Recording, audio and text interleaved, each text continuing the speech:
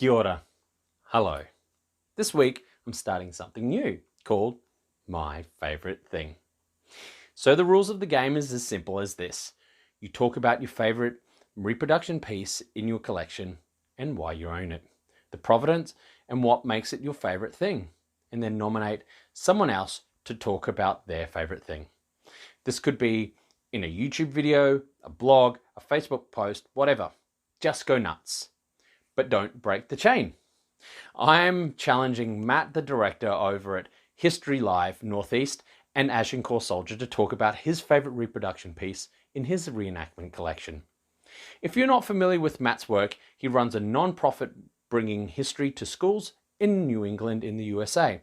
Right now he's working on a mobile museum with interactive apps to take to schools. I've linked his website below if you're interested in his work and learning more.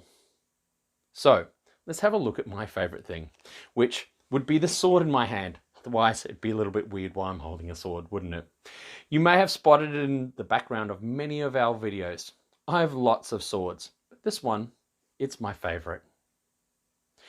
This sword was made by Regenyei Armoury. I've made a few modifications to suit my needs.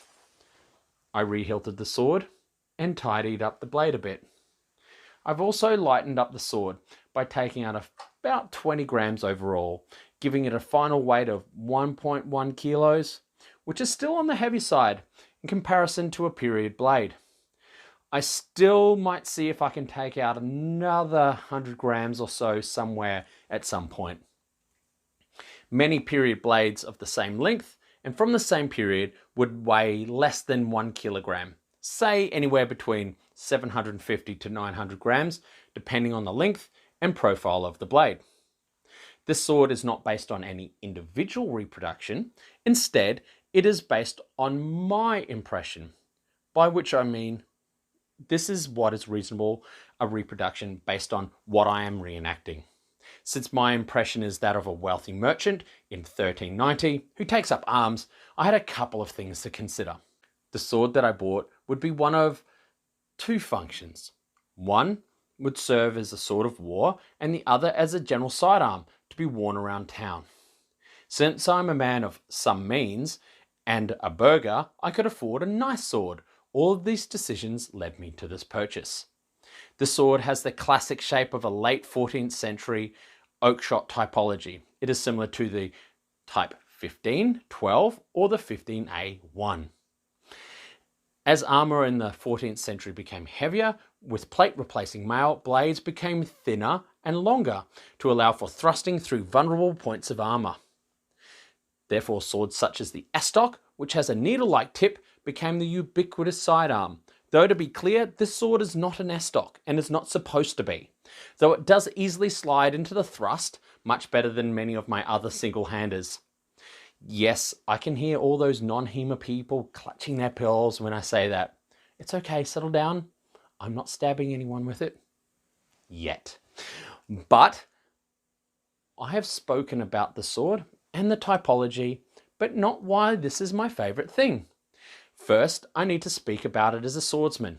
It's so light and well balanced. It moves as you do. The lag is non-existent. Wherever I go and wherever I want my sword, there it is. Feels so right and comfortable when it sits in the hand. Next, I think about how it looks, and that impresses me. Not only did it start off looking nice, but with the additional work I put in, it resulted in a really nice thing.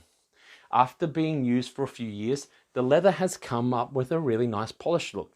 Even the sheath I made itself looks really amazing now. The slightly worn look, I think, lends some credibility to the impression. As long as something does not look ratty, just well used, it makes the impression look more, well, real. We often spend so much time replacing straps and fittings because of poor care over storage, we can forget that a well-maintained fit can last for years. That well-tended but worn item can lend, I think, a credulity to an impression, much more than brand new things or shiny things will. So, there you have it, my favourite thing. This sword, which is funny because I prefer longsword over any other style of sword fighting. So, what's your favourite thing? Why don't you comment below and tell us why. I look forward to seeing how Matt responds to this challenge. I'm sure he'll have something very interesting to share.